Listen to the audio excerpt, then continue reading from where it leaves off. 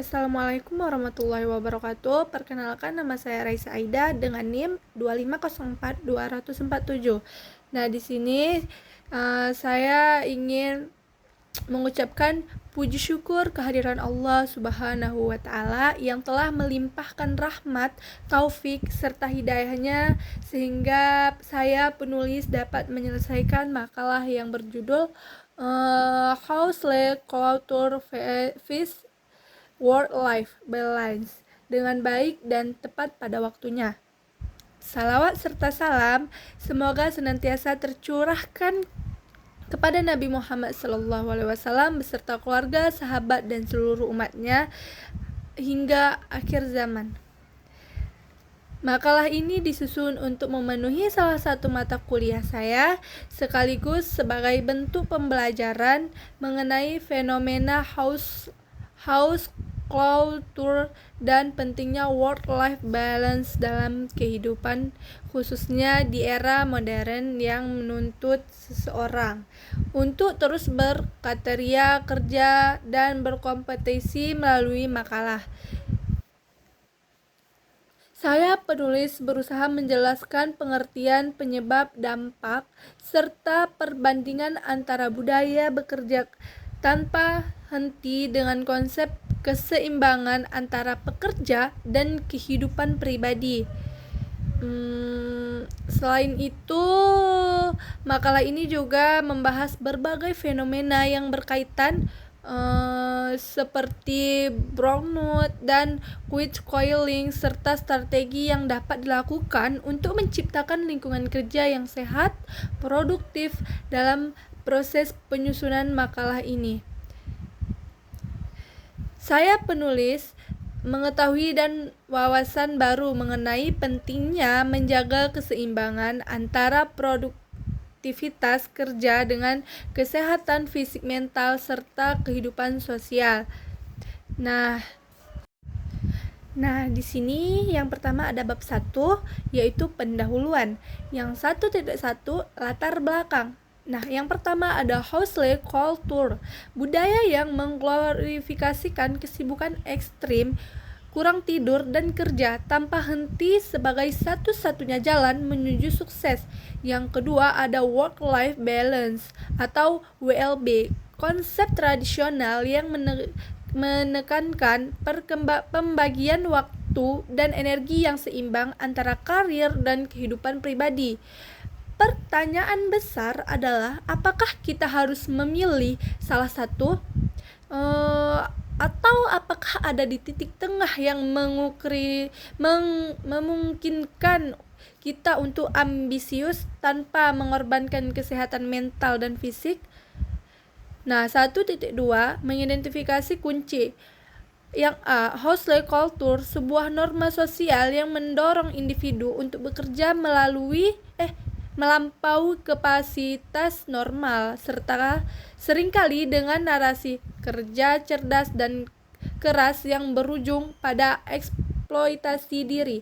Ciri utama adalah identifikasi yang terikat sepenuhnya pada pekerjaan dan rasa bersalah saat istirahat. Nah, yang B, work-life balance, kemampuan seorang untuk mengelola tanggung jawab pekerjaan dan kehidupan pribadi secara efektif, sehingga keduanya tidak saling mengganggu secara destruktif. Ini bukan tentang pembagi waktu 50/50 setiap hari, melainkan tentang harmoni dan kepuasan di kedua domain.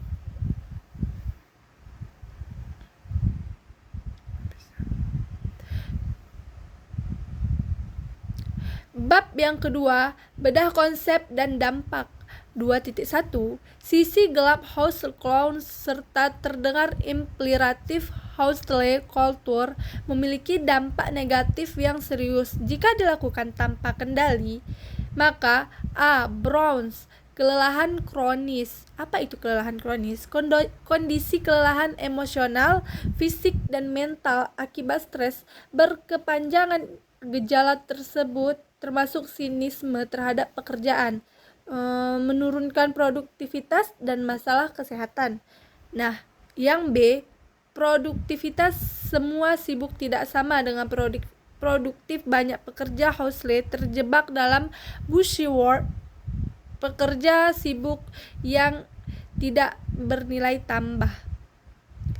Hanya untuk membuktikan dedikatif mereka, maka masalah kesehatan, kurang tidur kronis meningkat, risiko penyakit jantung, diabetes, depresi, dan kecemasan.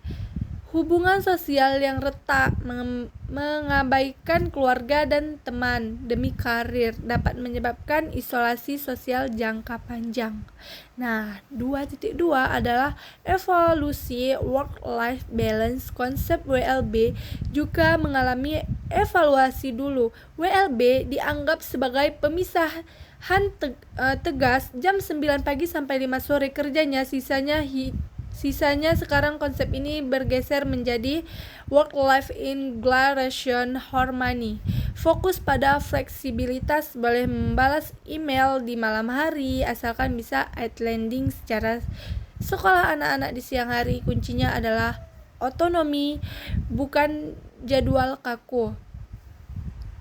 Work-life balance, kemampuan untuk menetapkan batasan psikologis dan fisik. Misalnya tidak ada laptop di kamar tidur atau tidak membalas chat kerja setelah jam 8 malam. Bab 3, fenomena reaksi terkini sebagai respons terhadap tekanan Holocaust muncul beberapa fenomena baru di kalangan pekerja modern.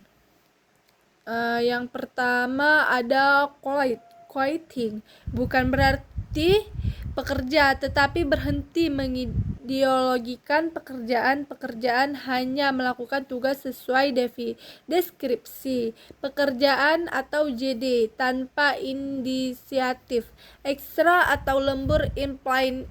Ini adalah bentuk perlindungan diri, self-preservation. Nah, balancing your work, menyesuaikan upaya kerja dengan besaran gaji yang diterima. Gaji segini yang output segini, ini adalah protes terhadap inflasi upah yang tidak seiring dengan tuntutan kerja. Nah, jadi yang ketiga ini adalah the Grand Regional, gelombang pengundaraan diri massal pasca pandemi, di mana pekerja menyadari bahwa tidak ada perusahaan yang akan merawat mereka seperti mereka merawat perusahaannya. Kesehatan dan keluarga itu penting, jadi janganlah kalian itu hanya mementingkan pekerjaan, selalu bekerja, itu juga tidak bagus. Beri waktu luang sedikit untuk diri kita sendiri. Nah, yang keempat ada strategi menemukan keseimbangan. Bagaimana cara bertahan dan berkembang tanpa terjebak dalam ekstrim hustle atau stagnagis. Nah, untuk individu atau pekerja mahasiswa itu bisa ditetapkan batasan digital, blunders, matikan notifikasi kerja di luar jam operasional, gunakan fitur do not distributor atau prioritaskan pemulihan recover. Anggap istirahat sebagai bagian dari pekerja, bukan hadiah setelah pekerjaan selesai. Tidur dengan cukup dan jangan begadang adalah bahan bakar produktivitas. Jangan biarkan media sosial mengidentifikasikan sukses untuk Anda. Sukses bukan cuma soal jabatan atau gaji, tapi juga soal kesehatan kita dan membahagiakan diri kita sendiri. Nah gitu, kok yang kita juga harus belajar untuk kita harus belajar untuk menyisihkan waktu luang untuk diri kita sendiri, untuk istirahat, untuk bersama keluarga dan teman-teman. Bekerja itu boleh, tapi sebatasnya saja, jangan berlebihan. Nah, beberapa larut seseorang lembur, maka dia dapat terkena penyakit. Banyak penyakit yang terkena kalau kita istirahatnya tidak cukup. Nah, contohnya tidak mengirim email di akhir pekan kecuali darurat. Itu nggak apa-apa ya. Yang C adalah contoh, jika bos selalu lembur dan kirim email jam 2 pagi, karyawan akan merasa tertekan pastinya untuk melakukan hal yang sama. Pemimpin yang sehat menciptakan tim yang menciptakan tim yang sehat atau dukungan kesehatan mental. Nah, di sini akan tersedia akses konseling, asuransi kesehatan mental dan program kesejahteraan yang nyata, bukan sekedar gimmick aja gitu. Nah, yang terakhir ada bab 5 yaitu kesimpulan. House Colonsur mungkin memberikan dorongan adrenalin jangka pendek, namun seringkali berakhir dengan burnout. Work-life balance yang sehat justru memungkinkan seorang untuk mempertahankan fenomena tinggi dalam jangka panjang atau maraton, bukan lari spiring. Nah, sekian presentasi saya. Apabila ada kesalahan saya minta maaf. Saya akhiri, wabillahi taufiq wal hidayah. Assalamualaikum warahmatullahi wabarakatuh.